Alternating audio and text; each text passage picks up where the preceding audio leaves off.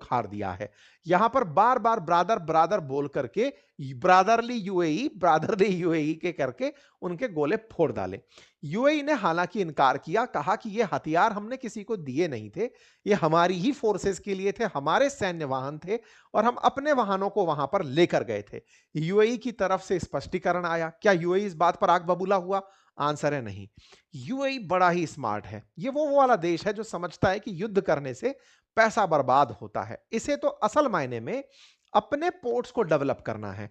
जिस तरह से अल जलेब पोर्ट इनका चल रहा है, यूएई चाहता ही नहीं है कि अदन का भी डेवलप हो।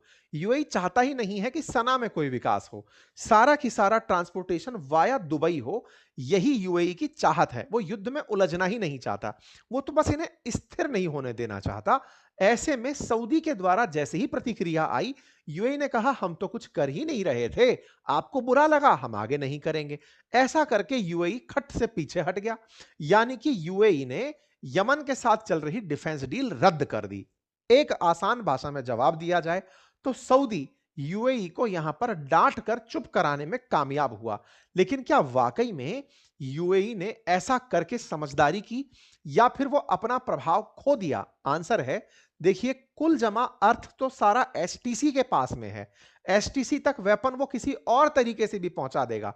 लेकिन अगर वो युद्ध में उलझ गया सऊदी के साथ में, तो अपना बहुत सारा नुकसान करा लेगा।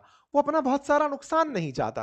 अस्थिरता करने के लिए वो इनडायरेक्टली वेपन भेजता रहेगा और यहां पर अस्थिरता पनपाता रहेगा। यमन सेपरेटिस्ट ग्रुप ने, जिसने हाल ही में पूरे सदर्न क्षेत्र पर कंट्रोल स्थापित कर लिया है, ये एसटीसी आने वाले टाइम में सऊदी समर्थित सरकार को टिकने भी नहीं देगी। और इसी के चलते यूएई चुप मार करके पीछे हट गया कि ठीक है, हम पीछे हैं, हद्रामौत में आपने हमला किया, मुकाला में हमें बर्दाश्त है, सब ठीक है।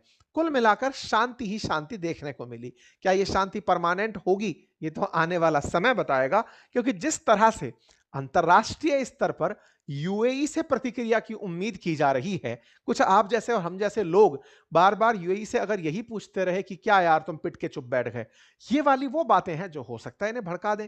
आप कहेंगे नहीं सर, भड़केंगे नहीं। भड़केंगे नहीं तो लड़ क्यों लिए? हमसे थोड़ी पूछे थे गोला चलाने के लिए, लेकिन चला दिए। कोई तो भड़काया ही होगा ना कि यूएई सर आपके खिलाफ इस तरह की काम कर रहा है।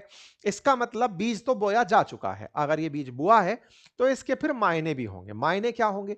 सऊदी और यूएई अगर आपस में झगड़ते हैं तो इससे अस्थिरता का माहौल बनेगा। हमको क्या? हमको केवल इतना कि गल्फ से तेल बाहर आते रहना चाहिए, क्योंकि ये झगड़ते हैं तो तेल महंगा होने लगता है, झगड़ना नहीं है। खैर जो भी है, हमारा तो असर